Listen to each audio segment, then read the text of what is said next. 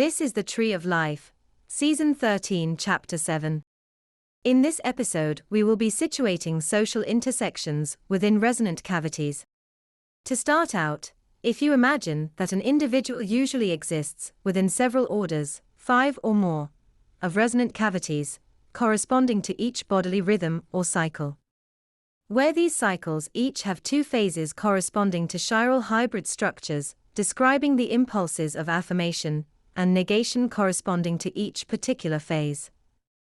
If we suggest that most individuals exist within these resonant cavities in the ordinary course, then we can say that the nature of that resonance means that the input and output of those cavities cancel each other out.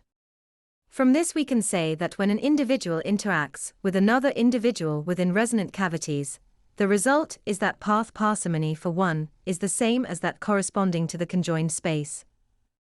That is, there is no loss of information from one path to the other.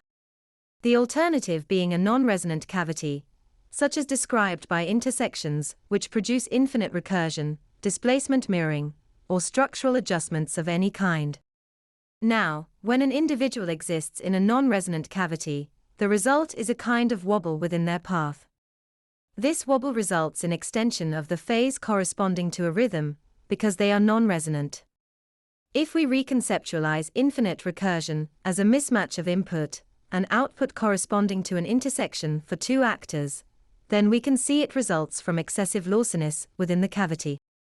Now, secondary structures only generate resonance when independent secondary structures act on both sides of an intersection, resulting in a cancelling out of input and output. These secondary structures produce nonlinear displacement, or nonlinear structural bypasses, which eliminate these wobbles within the path of an actor. Displacement mirroring severs the descent into infinite recursion as well, but it does so through a 180-degree phase shift within the function corresponding to a particular order of a bodily cycle. Just as displacement mirroring represents a 90-degree phase shift within those selfsame cycles. Thus, we can say that when an intersection results in infinite recursion, this means that there isn't a clear stratification by level of the orders corresponding to the bodily rhythms or cycles, nor delineation into chiral phases. This is a product of a non-lossy resonant cavity corresponding to those cycles. In conclusion, most intersections between 2 or more people situate them within given resonant cavities corresponding to their bodily cycles. This means that any input and output cancels out. Thus, we can see now why secondary structures must act independently on either side of an intersection to preserve that net zero resonance.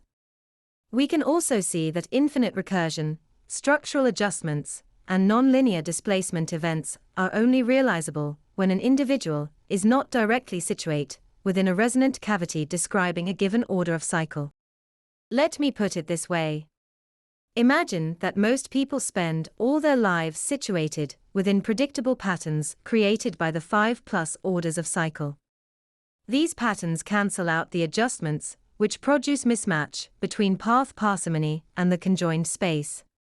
But some wobble can occur when you disrupt these rhythms, or act in other unpredictable ways, by dislodging one's path from being situate within these resonant cavities.